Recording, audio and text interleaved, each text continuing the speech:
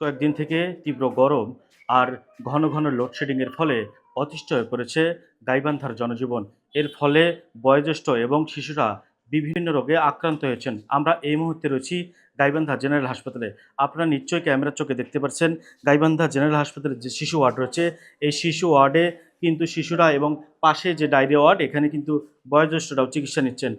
আমরা এই গাইবান্ধা জেনারেল হাসপাতালের শিশু ওয়ার্ডে এসে দেখতে পেরেছি যে উপচে পড়া যে লোকজনের ভিড়, সেটি কিন্তু এখানে বেডের সংকুলন না হয়, একটি বেডে কিন্তু ৩ থেকে ৪ জন ইতিমধ্যেই সেবা নিচ্ছেন। ফলে যে দুর্ভোগ সেটি কিন্তু পোহাতে হচ্ছে স্বজনদের। আমরা একটু এই জেনারেল হাসপাতালের ডায়রিয়া ওয়ার্ডের একজন রুগীর সঙ্গে কথা বলবো, যেখানে একটি বেডে কিন্তু ৩ থেকে ৪ জন সেবা নিচ্ছে। ইতিমধ্যে আপনারা দেখতে পাচ্ছেন। আমরা একজন রুগীর সঙ্গে কথা বলবো। আচ্ছা, কখন আসছেন, কি অবস্থা একটু বলবেন? আসসালামু আলাইকুম। এই যে এক বেডে আমরা ৩টে রোগী আছি, এক বেডে এই যে ১ জন ২ জন ৩ জন। জায়গা না থাকলে রোগী তো এমনিতেই অসুস্থতা, জায়গা না থাকলে আরও তো রোগী অসুস্থতা হয়ে যাচ্ছে বা যাচ্ছি। এখন এটা আমরা চাই যে রোগীর ঘরের জন্য নিরাপত্তা দেওয়ার জন্য। শুনছিলেন একজন রোগীর কথা, আমরা একটু আরেকজনের কথা শুনবো। আপনি কখন আসছিলেন এবং কি কালকে আসছি, কালকে আমি ডায়রিয়া রোগে আসছি। মানে সেবা মোটামুটি ভালো আছে, কিন্তু জায়গা শুনছিলেন আপনারা একজন রোগীর কাছ থেকে শুনছিলেন যে তিনি বলছেন যে জায়গার সংকুলন না হয় এবং বেড না সংকুলন না হওয়ার কারণে কিন্তু গাদাগাদি করে যে চিকিৎসা সেবা সেটি কিন্তু নিচ্ছেন। আমরা যদি গতকালের একটু পরিসংখ্যান বলি, গতকাল কিন্তু ৩৯ জন একে গাইবান্ধা শিশু ওয়ার্ড থেকে চিকিৎসা নিয়েছেন, আর ছাড়পত্র নিয়ে গেছেন এখান থেকে ১০ জন। গাইবান্ধা জেনারেল হাসপাতালের যে শিশু ওয়ার্ড রয়েছে, এখানে নিশ্চয়ই আপনারা দেখতে পাচ্ছেন যে শিশুরা চিকিৎসা নিচ্ছেন। আমরা যদি আরেকজন স্বজনের সঙ্গে কথা বলি, আর তিনি জানাবেন যে গাইবান্ধা জেনারেল হাসপাতালের শিশু ওয়ার্ডের পরিস্থিতি একটু বলবেন। ও তো বলার মধ্যে তো কিছুই নেই, একটা বেডে ৪টে করে রুগী, 3টে করে রুগী, বসার মতো কোনো পরিবেশই নাই। বাচ্চারা পা মিলে শুবে, সে বুদ্ধিটাও নেই এখানে। পাওয়াটা যেখানে মেলাবে এই বুদ্ধিটা তো নেই এখানে। আর সারা রাত তো কারেন্ট ছিল না এখানে, কারেন্ট তো আধা ঘন্টা দেয়, তার ৬ ঘন্টায় নেই। শুনছিলেন আপনারা স্বজনের কাছে শুনছিলেন, এখানে যে মূলত সমস্যা ঘন ঘন লোডশেডিং হওয়ার ফলে কিন্তু এইসব রোগ দেখা দিচ্ছে, গরমজনিত রোগ। এই রোগগুলো হওয়ার ফলে যে গাইবান্ধায় কিন্তু প্রতিনিয়তই ভিড় জমাচ্ছেন।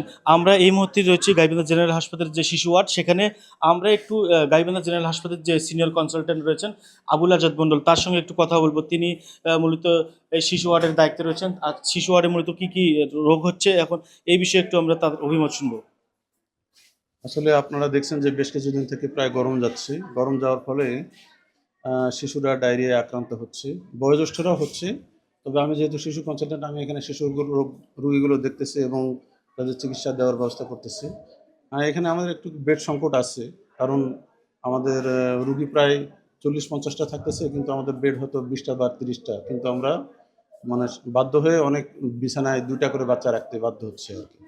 তবে ডায়রিয়া রোগের কারণটা যদি আমরা নির্ণয় করি, আমরা যদি খোলা খাবার না খাই, অতিরিক্ত রোদ্রে না যায়, তাহলে ডায়রিয়া রোগ থেকে আমরা করতে পারবো।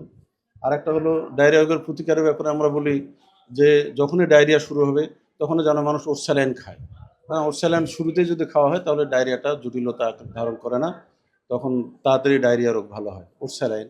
আর যে সমস্ত রোগী এরপরেও ভালো হয় না, তাদেরকে আমরা হসপিটালাইজ করতে বলি। হসপিটালে আমরা আইভি ফ্লুইড দিয়ে দিই। এখানে আমাদের যথেষ্ট কলেরা ফ্লুইড আছে, এবং আমরা এসেই তাদেরকে যদি তাদের মানে ডিহাইড্রেশনের ধরন অনুযায়ী তাদেরকে ডায়রিয়া স্যালাইন দিই, এবং বাচ্চারা সাধারণত দেখা যায় যে ২-১ দিনের মধ্যে ভালো হয়ে যায়। এবং তাদেরকে বাড়িতে স্বাস্থ্য শিক্ষার ব্যবস্থা বলে দেওয়া হয় যে তারা যেন প্রাথমিক স্বাস্থ্য যে পরিচর্যা, অর্থাৎ খাওয়ার আগে হাত ধোয়া, টয়লেট থেকে আসার পরে ভালোভাবে হাত ধোয়া, খোলা খাবার না খাওয়া, বাসি খাবার না খাওয়া, যেহেতু গরমের সময়, এগুলো আমরা মায়েদেরকে বলে দিই।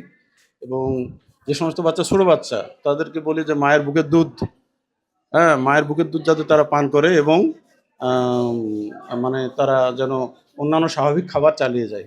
কারণ ডায়রিয়া চিকিৎসার মূল কথা হলো যে অতিরিক্ত খাবার, অতিরিক্ত ফ্লুইড এবং ওরস্যালাইন, তার সাথে আমরা জিঙ্ক দিয়ে দিই। শুনছিলেন আপনারা গাইবান্ধা জেনারেল হাসপাতালের যে শিশু ওয়ার্ডের সিনিয়র কনসালটেন্ট রয়েছেন আবুল আজাদ মণ্ডল, তার কথা কিন্তু আপনারা ইতিমধ্যে শুনছিলেন। তো এই ছিল গাইবান্ধা শিশু ওয়ার্ডের সর্বশেষ খবর।